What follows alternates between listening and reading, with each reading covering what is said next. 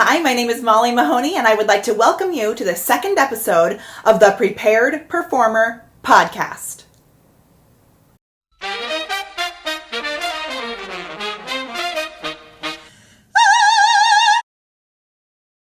Hey guys, Anthony Boyer is back with us today telling us about what we should do after we actually book a job.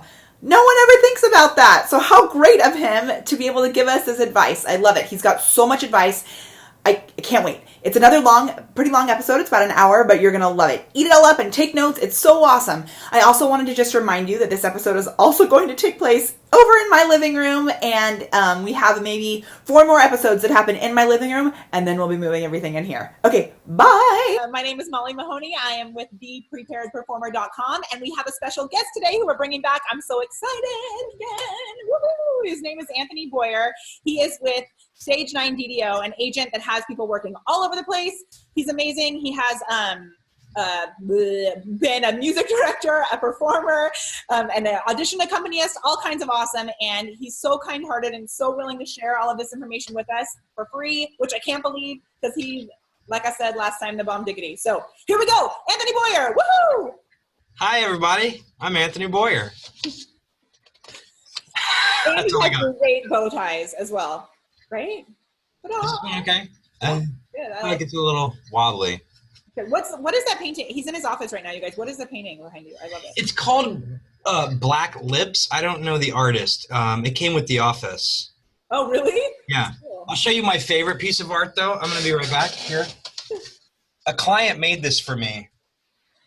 It's me. Oh my gosh, I saw it on Facebook. It's awesome. That's my favorite piece of art. I'm gonna have to do some felting for you. I make handmade felt. I'm gonna have to get creative. I'm gonna do oh my gosh, I have a pair of bow tie leggings I just got. Bow tie leggings? They're bows, but I'm gonna call them bow ties. Okay. You gave me a diamond end bow tie, and when I came to your class. Yeah. Yeah, that was my first one of those. Oh, diamond. Yeah, you're right. Cool, huh? Yeah. All right, so today we are here to talk about what happens when you actually get the job, right? Congratulations. Woo! You got the job. I love it. So let's talk. So there's a lot to this, and I'm going to jump around a little bit, but let's talk about once you have the job and sort of how to promote yourself and your successes in your show. And build a creative career as a performer. That's right. I want to talk about social media, and I don't want to talk about it to force you to do it because, you have to go at your own comfort level and as you feel secure in putting yourself out there. But I will say that it can be very, very helpful to your career to have a social media presence. You can have, I would recommend at the very least a Twitter and a Facebook that's sort of like your actor page, because it gets a little tricky, and I would say sooner than later set it up, because it gets a little tricky when your business when people who know you as a professional actor start adding you as a normal Facebook friend. For me, it's weird. Maybe for you, it's fine. It's up to you. But you can also, I would say also in that, know what you're comfortable with, because some people, yes. I know, the way that I do mine, everything is business appropriate. I posted something once about one night while I was sleeping, there was a fight about vaccinations, which I'm not even publicly opinionated about. And I woke up to full cussing all on my Facebook wall back and forth about vaccinations. And I was oh my gosh, what's going on? This cannot happen. But wow. Know that if you do if you are keeping your personal one as part of your public profile, you've got to monitor it closely. Yeah. What you're putting out there. Yeah. And so with as I said, Twitter, Facebook, and I think Instagram, those are kind of the 3 that I see used most often. But certainly you can include things like Snapchat, things like Vine. Periscope is super cool. It's new. And Molly, look at the face. Did you see? I saw somebody post about it yesterday, and I don't even know what it is. We should be doing this on Periscope. Oh my gosh, that's the thing we talked about before. Shoot, yeah. I'm going to do that today. All right. We're done. Okay. But, and then the other, Pinterest. I've seen, people use a lot of different sort of ways of getting their name out there and promoting. But, just make sure that if you're doing them, you want to kind of work them at least semi-regularly. That's the problem, right? We all have an old Twitter account that we created in 2000. Or an old MySpace account. Oh, yeah. I bet mine is out there. You know what, though? Even the old MySpace account can help. Did you see that they found Tom Hardy's old MySpace account? And it's amazing. No. Oh, yeah. Google Tom Hardy MySpace. I'm going to check it out. I taught a high school class for 1 year when I first moved back here, which I will not ever do again. And they found my old MySpace account, and they like sabotaged me one day by secretly, they all were bringing up things that I had on my MySpace account, like that I liked garlic salt, fireflies, and driving with the top down. And they were all, and I was like, what are you? Yes, I love that. Like, oh my God. I started laughing so hard, and they were a bunch of little troublemakers. Troublemakers. All right, so I think that's totally right. Why is it important to have a social media account? There are benefits to it. I don't want to pose it as like the important thing that you must be doing, because if you're not comfortable doing it, I want you to feel okay with that. But to me, it's a way to get your name out. It's a way for people to be able to contact you. It's a way to build sort of a fan base. And then sometimes, especially later in your career, when they're looking to hire people, sometimes they will take those numbers into consideration. But it's a nice way to document your experiences as a performer. It's a nice way to keep to build your network, to have your network, your connections, your friends, the coworkers, colleagues, to have them all sort of connected to you. I like to promote other people's work with it. If you go to, like, for instance, I'm obsessed with the show Manhattan right now. I'm obsessed with it. It's about the Manhattan Project. And so, like, what's happening? I don't know it. Oh, not many people do, which is what blows my mind, but it's very, very good. I got the screener and I'm watching the screeners, but there's, there are actors actors that you admire, whose work you admire, whatever it happens to be. Like, it's really useful to promote. And so, you can work on them regularly. And one thing I like to do is, if you just want to kind of pace yourself, you can get Hootsuite for free. There's a free version, hootsuite.com, and you can even just like start to schedule tweets. And you don't even have to put your original thoughts. You can just read like American theater and like Playbill and Backstage and local news coverage, and just sort of retweet those articles and send those out into the world. For people who don't know, Hootsuite is a platform where you can pre-schedule your social media posts. You can't do Instagram on it as of now, which is a bummer. I wish. No, but you can. I've got an app that sort of lets you schedule Instagram, but there's no good one yet. So I'm not even going to promote it because it's, but those sorts of things will help you to sort of keep it organized. If you're only going to post if you're only going to post one thing a day, right? Let's just say during that, our 1 hour of professional time, yes, spend part of that going to various websites, theater-related websites or entertainment-related websites, grabbing articles and scheduling them. Like, there's part of our hour. Totally. Now we're professionals, so that you can post one thing a day or whatever. I like to post about shows you see, and I prefer to kind of promote other people's work at least as much as your own. Otherwise, you start to get a reputation if you're just constantly posting about how amazing you are. Or people just tune you out also, I think. Yeah, exactly. You can become white noise. But I like to use it to congratulate friends, to congratulate strangers, even to post photos, as we talked about, documenting your experience. Backstage videos, whatever it is to you. You can use it to post reviews, to post quotes. So in this way, it becomes both a marketing tool and a way for people to find you. To me, that's big, to have the ability to be found.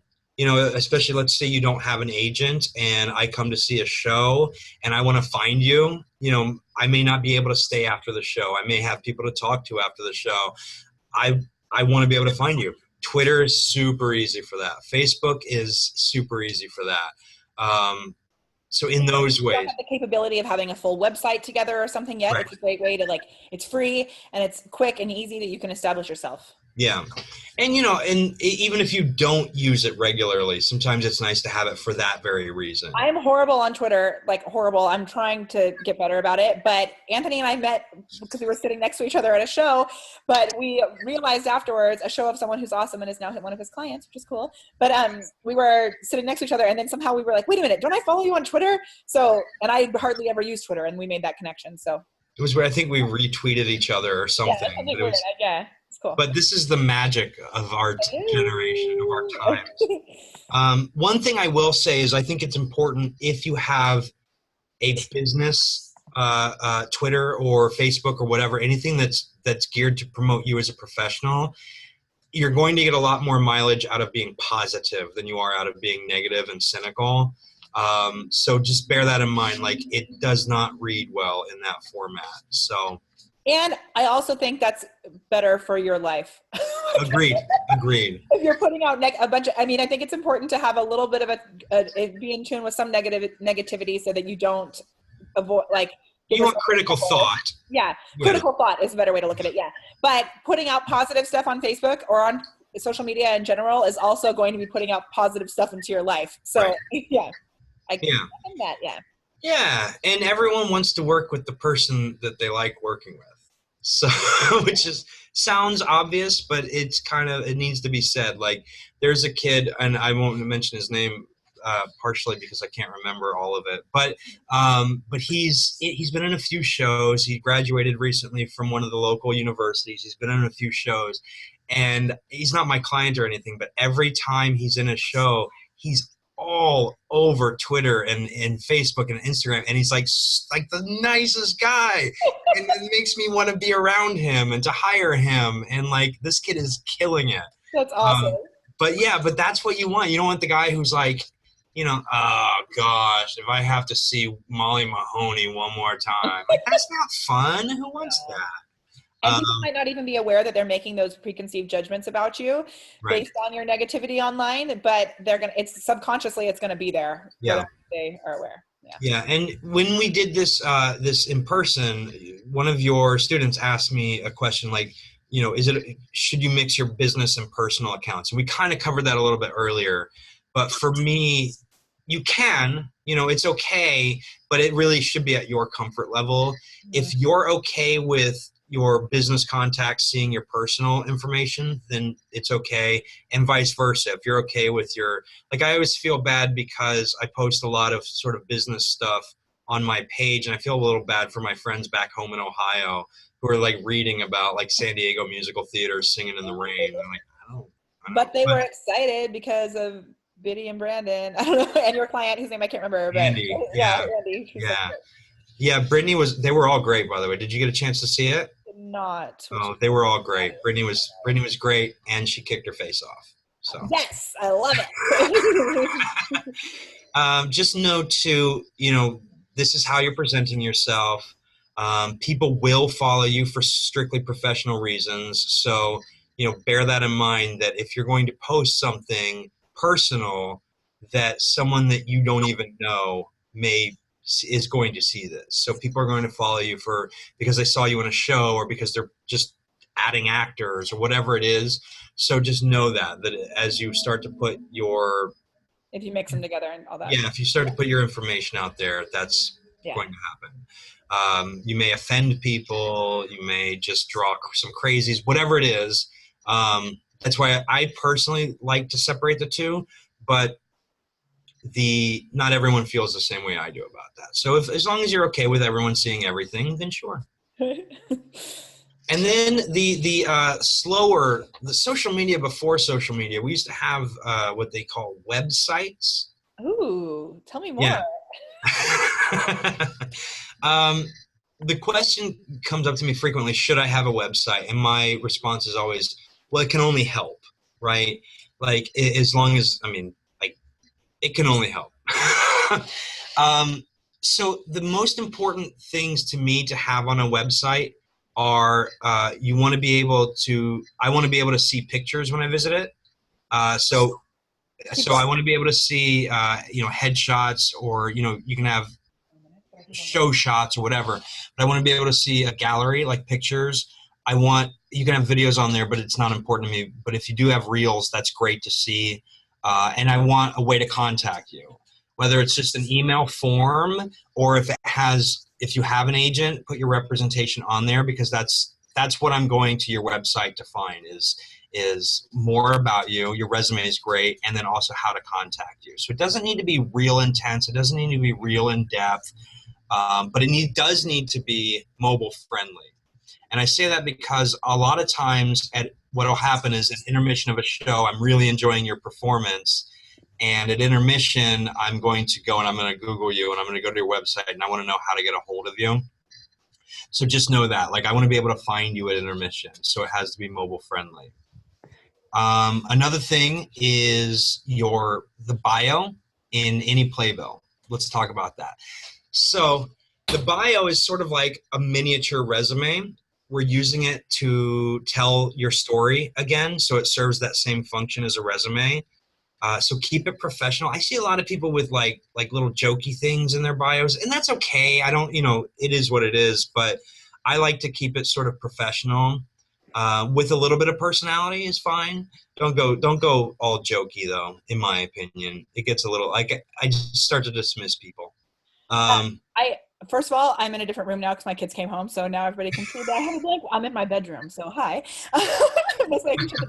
Second of all, though, sometimes I feel like people put like inside jokes in their bio, like a shout out, whatever, and that it's almost like treating it like a Twitter profile. In a bio, you don't have very much space either, so you want to put things that are really valuable and important, I think, too. And think about the story you're telling. The story we want to be telling is I am a professional actor who's building a career. And so if you've got room for those jokes, sometimes it feels like, well, I guess you don't have enough credits to be, you know what I mean? Like it's a weird, like, I don't want to, but I would say keep it pretty professional. One thing that a lot of people in Los Angeles don't do that I'm noticing that kind of is interesting to me is they don't add their representation, like is a client of KMR or of Stage 9 DDO. I think that it's great to have that. And the reason being, again, I want to know how to contact you if I think you're terrific. And I think having your agency in your bio or your manager or whatever in your bio makes it easier to contact you, or to get to you. So to me, I think it's a thing that a lot of people leave off that maybe it would be beneficial to them to have. Can we go back to the website thing for a second? Do you find that people ask for more information about a certain performer and then you can send their website? I just feel like it's a great way to have all of your stuff in one place where you don't have to send a bunch of separate files. Like recently I had someone who wanted me to send their information onto a film TV agent that I know, and they sent it in like 7 different emails with different files because it was all too big to all fit in one email. And I thought if they had it collected in a website where I could just send that, that's helpful. I don't know. Do you feel that way? Yeah, absolutely. And you don't want to overload it. You don't want to make it too busy, but you can even have files stored there that aren't necessarily like available to the public, but they're just on there, and you have like a Dropbox, whatever. Totally. Yeah. But yeah, so to have something it's your website. Like you should house files there. You should house, like, this is your professional hub. This like website. It's almost like a professional portfolio or something. Absolutely. Yeah. Cool. Yeah. So yeah, and there's really no reason not to utilize it if you have one. If you decide not to have a website at all, then obviously it's a different conversation. But even then, the way that you send materials matters, actually. Like that sort of thing where it's like when you send like 13 different emails. I'm looking at my inbox right now actually has like 20 unread messages, and like 13 of them are from one person submitting to me for representation. Like, oh, not this link, that link. Oh, and this didn't fit. And it's just like, just give me like a Dropbox or something clean. You want to keep it clean. You don't want to waste people's time. So yeah. Totally. I like it. All right. So what about once you're like in the shows, what you do when you're actually there? Oh my gosh, you guys, 8 shows a week is not what you think it is. 8 shows a week is so hard. It's so grueling. It's like when you take like a college baseball player and he gets drafted and he goes to either the minors or the big leagues. Like it's that sort of increase in work where it's like you're not just working on the weekends anymore. You're not just doing 3 shows a week, 4 or 5 shows a week. You're doing 8, and it's grueling. And so you need to learn how to take care of your body and your voice. You need to learn how to exercise. You learn how to eat well. What to do when you get sick. You're probably going to go on vocal rest at some point in your career.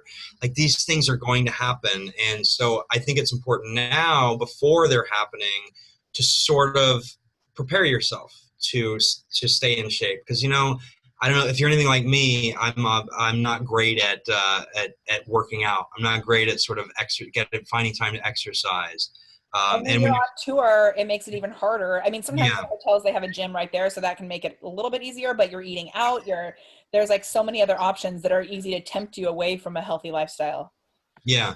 And, you know, singing and acting and dancing are physically demanding jobs. They're very, very physically taxing and emotionally taxing. So you just want to make sure that that you're sort of ready for the marathon, for lack of a better term. But so start learning to take care of yourself, start learning to stay hydrated, start learning to take time for yourself, because it's not just physical, it's emotional and mental. How to find, you know, if you've only got 30 minutes, how can we effectively utilize those 30 minutes to center ourselves and to, you know, get emotionally, you know, prepared, or to pull off too. So to me, that stuff is all really important, because we don't think about 8 shows a week, like not in a true way. Like it's not a real thing until you're doing it. Yeah. And it's very, very difficult. So that's one thing. It's Any also thoughts? awesome, but It is awesome. but sometimes I remember Well, it's the like goal. crawling my way to the stage because I was so tired. Yeah. And it's the goal, and it's what we want to be doing. Well, eventually we want to not be doing the matinees because they hired someone else because we're a big star. But to get there, we got to do 8 shows a week. And it's great. That is when you are a professional actor, and you know it, because there's no way out of it. When you're working, you know, 6 days a week, doing 8 shows, like that's pretty cool. That's what we're doing. Right? And, so that's awesome, and congratulations. But just know that it's demanding, it's exhausting. Remember finals week in college? It's that, but like all the time. Totally. So, oh gosh, this is so important to me, is treat everyone with respect. This is so important. What did you say? Everyone? Everyone you meet, treat with respect. You remember when we were auditioning before we back in section 1, when we were auditioning, Yes. and we were like killing it, and we were giving them the materials they needed, but we weren't booking the jobs. Do you know who was booking those jobs? Those people have already worked with. Amen. Because they liked working with them, because they treated them with respect. So once you have the job, you're currently booking future work, or at least significantly helping yourself. When we talk about relationship building and we say, you know, well, it's not what you know, it's who you know. And a lot of people say it very dismissively, but it's actually a great tool. And it's true. Think about you. If you had to cast, if you were putting up a short play you wrote next week, right? Who would you hire? Would you do a giant audition and bring in a ton of people, or would you call your friends? Yeah. You'd call your friends. So it really is, we want to work with who we like working with. So every job is a networking opportunity. And I say that in a very reason social media is awesome as well, because it's a good way to stay connected with people that you have worked with before, and even remind them that you're still around, you know, even if you don't have the time or the ability to be calling people all the time and being like, hey, you know, you can't hang out with everyone you've worked with all the time, right, but you can still stay connected that way. Yeah, exactly. Exactly. So we're always booking work, even when we're not auditioning. We're always working our networks. And, you know, the other part of that too is, if you're on the road, clearly you're not spending a lot of time hanging out with the people back in wherever you're from. But, you know, so those sorts of things are the sort of relationship and networking part of it is really difficult, but it's really tremendously helpful to just remember to treat everyone you come across with respect. You know what I also say about this a lot is that it's not, because sometimes people are thinking, well, you know, I don't want to think about this being like that I'm networking all the time and that I'm working all the time, because that's not what it's about. It also just makes your life better if you're nice to everybody and you don't ever end up working with that person again. Who cares? It's better to live your life as someone who's being respectful and caring and, you know, considerate and fun with the people that you're encountering. Even if you never see them again, your life is gonna be better, and so is theirs. And I think too, you actually don't want to enter into it like I'm networking. Yeah. Like it's just not really the right. What networking really is it's relationship building. Yeah. So, you know, you should always, in my opinion, be doing that for your life anyway. Like you want to foster friendships, don't you? You know, so, you know, it's just easier. And there are lots of ways to bolster that part of your life if you're not great at it. There are a lot of sort of self-helpy books, classes you can take just on relationship building that are super useful. But to me, that is the single most important thing, is once you have a job, you're auditioning for future jobs. And that's actually, I look at that as a positive. It might sound awful when I say it, but it's, to me, that's the fun. That's what we're doing. We're hanging out and we're making theater. Like, that's cool. Right. But then what happens? Can we go back to that for a second? Because you said there was something big that you said in the class that you did for us live, and about how I think, maybe I'm making this up, but I think you said something about when you go into the audition, don't think about like, what job are they going to give me, or how, you know, think about how can we make something together? How can we, did you say that, or is that somebody else I spoke to? It doesn't sound like me. Okay. Just kidding. You know what it was? Actually, it was my friend Nicole Peter, I can't talk. She was talking about somebody that she did, a director that she worked with, who was saying, don't go into this, like putting people up on a pedestal. Like I hope they give me a job. I hope they give me a job. Just coming into it. Like, I have awesome things to bring to the table and they have awesome things to bring to the table. And how can we make something awesome together? Yeah. I mean, it is very much a collaborative medium. And in addition to that too, I will say that one of the pieces of advice I give to a lot of my clients is, you are the solution to their problem. Like, going in with sort of the groveling kind of a mindset doesn't work, in my opinion. Right. Because you might not be the solution to their problem, but you are a solution to their problem. And, you know, all you can do, again, is present your case to them. Like be the prepared person, come in, sing the right stuff, you know, do what you need to do so that they can make the effective decision on which solution they're going to use. But it is very collaborative. It is you're in that room because you belong in that room. You deserve to be in that room. So yeah, and it's the same thing here. What's that? I said sorry for misquoting. No, that's fine. It brought up a good point though. But one thing we've done now that we've been so good at networking, and we've been so good at auditioning, and we've been so good at taking care of our bodies, is we're starting to make some money. Yahoo! That's exciting. You are legitimately a professional now, right? You are making money. Maybe you're on a national tour. Maybe you've just booked your first non-equity job, but you're getting paid. And at first with those, you're not going to be making a lot of money, but you need to start thinking as if you are. You need to start preparing yourself, preparing those skills. You know, you don't have to rush into it, but do know that we want to start learning what to do with our money.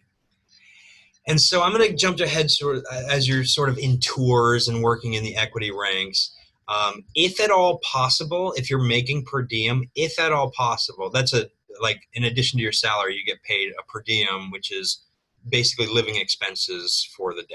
And that's usually when you're on tour. So you'll get your salary, and then because you have to stay in a hotel and you don't have a kitchen usually, you know, so there's other costs that come with living on the road, that per diem comes in a separate payment form a lot of times. So what we want to do, if at all possible, is live on this per diem and put all of our salary in the bank.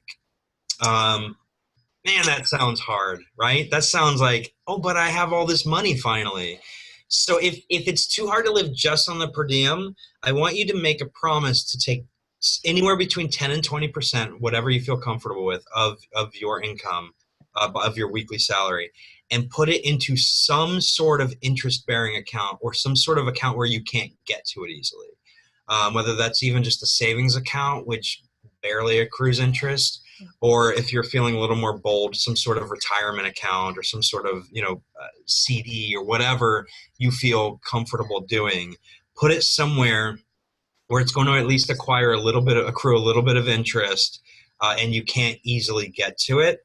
Because this is the money we're going to use to build toward the next part of our career. Because remember, this job is just a stepping stone. This is not our end game. This is not where we want to end up.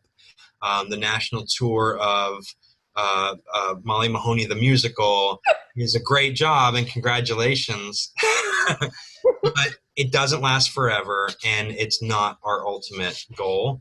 So the money that you're putting aside now, think of it as an investment in your business, and also that's the money you're going to be paying yourself in the future. So you're setting aside your own salary. Because auditioning is a full-time job. Yep. And the goal is to be able to not have to work that 16-hour shift at Ellen's Stardust Diner before you get up at 6 a.m. to go to an audition the next day. Yeah. So if you can book some work and be able to save money for the next time that you're working to book more work. Yeah. Because when you come off of a tour or a show, you don't want to have to jump right back into your survival job. And you're going to be in a lot of really cool places with cool people, and there's going to be a lot of pressure to spend your money, but try to stay disciplined. Try to at least put that 10 to 20% aside, if nothing else. And I think if you don't just go into it with the mindset of, I'm not going to spend money, I'm not going to spend money, I'm not going to spend money. You go into it with the mindset of, I'm going to be paying myself this much for later. Like you have that set up as a strict rule, or just as a positive thing, that it's not like, ugh, I have to stop spending money. You think I have to start saving money, Oh yeah, that's good. Yeah. And the other thing you should do is make a budget. And if you don't know how, that's okay. You can probably learn online. Are we going to go ahead? Since we talked before, because I know the financial stuff was a big thing when we were talking, I started using something that I wish I had had. That's how everything is, right? Like I wish I had had this when I was on tour. But have you ever tried mint.com? Yes, I love Mint. It's awesome.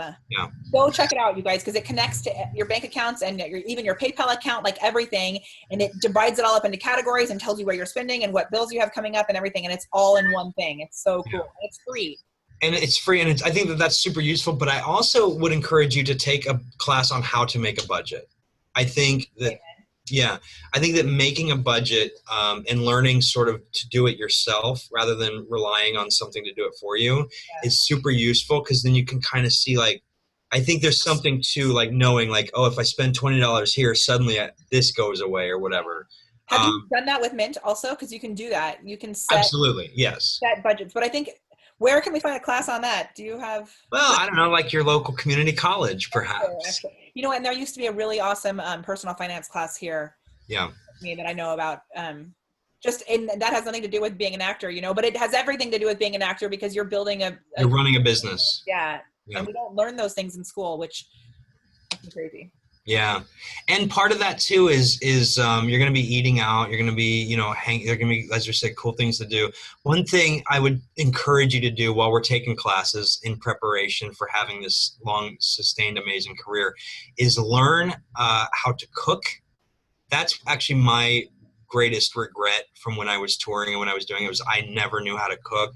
And so, I didn't know how to eat cheaply. And so sometimes that was always the biggest chunk of my expenses was into food. And I mean, cooking on the road is hard too, because a lot of times you don't have a kitchen, but right. You can make sure when you're on tour, you can call ahead to the hotel to make sure there's a fridge there, because that's another thing too. And that's a really good website idea for someone just to have like easy meals to eat on the road. Like easy, healthy meals to eat on the road. We should check that. And if that exists, we should put a link. Yeah. I like it. That's a great idea. Or it's a great blog post idea for Jessie. Yes, there you go. I like it. Good one. Put them to work. Yes. She's so good. I know. I love her. Yeah. It's awesome. So that's one thing, is we want each job. We talked about building our career, building the pyramid. I want each job to be a step forward financially as well as artistically. So if you're making $1,000 flat for a non-union, show, that's okay. But and we don't necessarily have to make more the next time, but I want us to be more financially responsible each time. I want to put more aside. I want to, whatever it looks like, even if it's just sort of the same for a minute, until we can build. I don't want to step backwards. So I want you to try to be as strict as you can, make a budget, and you can splurge. That's another thing. It's like dieting, right? You can give yourself a cheat day.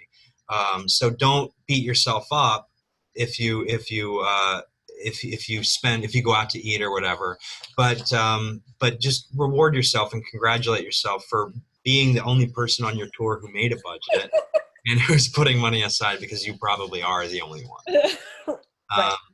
And this is a personal thing, but don't be afraid of unemployment. It's your friend. Like when you come off of a tour and you are eligible for unemployment benefits, you have paid into that. Amen. Because some people get a weird like stigma about it, but it's part of what it's you were paying into it. So it's not, yeah.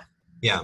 So, and get familiar. I mean, that is a whole nother thing to figure out, right? Like the unemployment offices, how to deal with all of that. Start prepping for that before your tour ends, because in California and New York, it's totally different, but talk to people who have done that, and I'm sure it's different now than when I had done it. Same here. Yeah.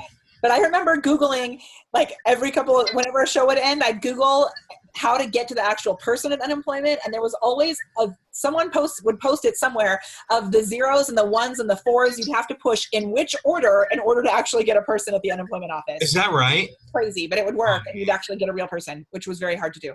That's impressive. Yeah. But also just a little bit about unemployment. Like I was talking to another friend recently, who is awesome and done a lot of voiceover work. So he's going to come do a class for us on voiceover work. But he was saying he just quit his survival job because he's going to like completely focus on, all of this, and how if you get a job as a freelance and you stop doing that, you won't get unemployment, right? Sure. So because if it's 1099, but if you quit, you don't get unemployment because you made the choice to quit. But if you work as a extra, you're getting paid with a W-2, and then the extra work ends, and then you can get unemployment. Okay. Does that make sense? Sure. Because it's a job that ended. So if you quit, you're not eligible. But if you get fired, you're eligible. Or if your job ends, which is what extra work would be. I don't know if that's like shady. Is that shady? Should I edit that out? I don't think it's shady. I mean, it seems like, no, it makes sense to me. Yeah. But, so there's just lots of talk to people about that, because, and like I'm disclaimers that we're not giving like legitimate actual financial advice. This is just things that have worked and we've seen work, but talk to your friends about how unemployment works, because I'm not doing it right now, obviously. Yeah. It's been a long time. Yeah. For me. But make sure you're following the proper rules and protocol for that and everything. And that when you get work, you claim it, because that's not right. Yes. So you can get in trouble for that. And that's a problem. So make sure if you do book work in between your unemployment that you do claim that too. And then the last thing. Wait, have your taxes taken out of your unemployment. Yes. Because I don't know if you're going to say that, but I have been in total trouble at the end of the year when I've owed all these taxes on my unemployment. But you can have that taken out automatically, which is much better, I think. Yes. And speaking of taxes, that's sort of the last point I want to talk about is, and I am not a financial planner. I'm not a CPA. This is something you're going to want to start thinking about, though, is deductions. What can we deduct from our taxes? So keep receipts. Keep receipts. If it's, even if it just means you're taking a picture of the receipt with your cell phone. For me, that's, as I said, I'm bad with paper. Every time I do something, I take a receipt I take a picture with my cell phone, and then it goes into my Dropbox account, so I always have it. Yeah. This is another great place for spreadsheet too. Is but start to keep track of mileage. Of we'll find a list. Yeah, your friend who's the Wealthy Artist Summit. Okay, yeah. So I was all excited because the same Nicole, the one I was just talking about earlier, she had this amazing thing coming up called the Wealthy Artist Summit, and I told her that I talked about it in the class, and I was so excited about it. I thought the whole thing was all financially based. Oh. But it's all actually, it was awesome, and she is great, and I can still include her thing in here, but her thing is more about a mindset shift, because starving artist syndrome is so prevalent. Right. So there is some financial advice in there, but it's not a full financial thing for artists, which needs to exist. Right. Agreed. Keep looking for that, but her information was great, but it's more about not going into things thinking it's about changing your mindset with stuff like we've been talking about today, treating it like a business and knowing that you are worth actual money for this career. It's not just a volunteer position. Right. It's true. Yeah. And so with that in mind, then, but start to think about like taxes and those sorts of things. And you may want to sit with a CPA because there are a lot of things that you can deduct that you may not even be thinking of. And there's also, as I've learned through talking to CPAs, a lot of things that you may think you can deduct, like a curling iron, if you have to use a curling iron in the show and you can't. Or like leggings. I always want to deduct my leggings because I have to wear them to teach, but unless they have my logo on them, I can't deduct those either. So it's a tricky, it's a fine line. But if you put your logo on your clothes, you can deduct that, so. But you can absolutely deduct mileage. You can absolutely deduct, professional viewing is, so if you go to see a show, keep those receipts. I'm not sure where they're at on those these days. Again, I'm not a CPA, but sit with one. Yeah, I don't know, but I think a show is always, that's always something, but maybe not. But yeah, check with the CPA. And I know in the past, I should see if I have it. It might have changed now, but Liz Ward-Land, who's an awesome performer, she was on the Chitty Chitty Bang Bang tour with me, and her CPA, who was in Chicago, actually gave us a really awesome list of all the things you can deduct, and I'm going to look for that. It's been on my radar. And there are CPAs in, or even just tax preparers in in Chicago, in New York, in Los Angeles, who focus on entertainers. So, if you want to look up who those people are too, or talk to your friends, who do they use? They're going to be a lot more familiar with the current laws. I know Equity has a great service for that too. So maybe I'll even just call the Equity office and ask them to have a place to point me, because you can go get your taxes done, I think, for free with Equity. I remember people always waiting in line to get their taxes done and getting a thing. I might be wrong about that, but yeah. Cool. All right. I like it. Amazing. That's what I got. I like it. All right. So I just want a second, I was thinking about the networking thing that you were saying, and the word that I really use for that is connecting. And I think connecting with people is so important in this business, because it not only, is great for future work and all of that, but it really, I think I told you, I went to a Q&A after the movie musical 9, and Daniel Day-Lewis was there. Have I told you this story? No, I don't think so. Okay. So I went with my friend Jeff Semno to a small premiere of the movie musical 9, which most people didn't even see, but it was awesome.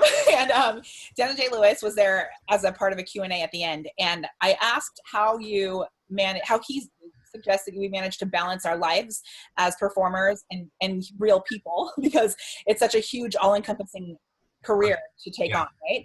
And he was so amazing and said, first of all, he was looking into my soul, and he said, I just want to tell you that I recognize that the stage that you're at in your career right now is different than the stage that I'm at. So I'm able to say no to huge projects that you would never even think of saying no to, first of all. And then, which I thought was kind of him to recognize that. And then he said, also, I just think it's really important that we remember that this career is something that scoops the life out of you. Right. Using that term, scoops the life out of you. And if you don't take the time to fill up, you'll have nothing to bring to the table, because you've allowed it to take, we give so much as performers. So one of the ways I think that we can fill ourselves up is by genuinely connecting with people, and by building those relationships will not only give us that relationship for further careers, but it'll also help to enrich our lives, and will be enriching the lives of the people that we meet. So it's so important, I think. I agree with all of that. And that's why I think it's important not to approach approach networking as networking, but rather as it's just like any job. These are the people you're going to be around a lot. So wouldn't you rather get along with them? Right. Yeah. Yeah. And that's how I met my husband. I told that story too at the thing. I always go up whenever I go to a new show or a new place. I always go up and introduce myself to everyone. And a lot of times I've noticed in shows, people won't talk to the musicians, which I think is so weird. Yeah. No, we had a real problem with that when I was conducting. There were certain shows where it's almost like they were against each other. Yeah. It's weird. And those are people you want on your side, because they can help you with your book. They can help you with all kinds of things. Like, technically, as a musician, they can help, but also they're awesome. And people of all ages, are in the pit and all kinds of things. And I don't know, connecting with people in the pit was always my one of the first things I did, and now my husband's one of them. So yay! Yay! Crew also, like, and you know, your girlfriend works on Crew, and I just think it's always so important to connect with everybody you're working with. Yeah, and I think too, it's important to remember that literally everyone in theater who isn't an actor is in the business of making sure you look your best, you sound your best, and people see you. Like, so, you know, people who are in marketing, they're there to make sure the audiences show up to see how good you are. Yeah. The person running the light board, they're there to make sure that people can see you. The drummer in the pit orchestra, like, they're there to make sure that you sound your best, that you have the proper, you know, orchestration. Like, it's everyone else is there to support you, and to not be appreciative of that is icky to me. Totally. Totally. Yeah. Awesome. Okay, I think we are done. You are the best, you guys. I'm so, Anthony, like, where can they go to connect with you or find more information about you or other things? You can go to Twitter. You can go to Anthony Boyer DDO. That'd be the first place to kind of look for me. I'm all over the place. You can go to Facebook. You can wander around. If you go to enough shows, you will see me. And it's bow tie. I'll have you send me links to connect with you also that I'll also share. Great. This video. Super. Okay. Thank you so much. I'm going to stop the recording now. Okay. Mwah. Bye, prepared performers. Woohoo!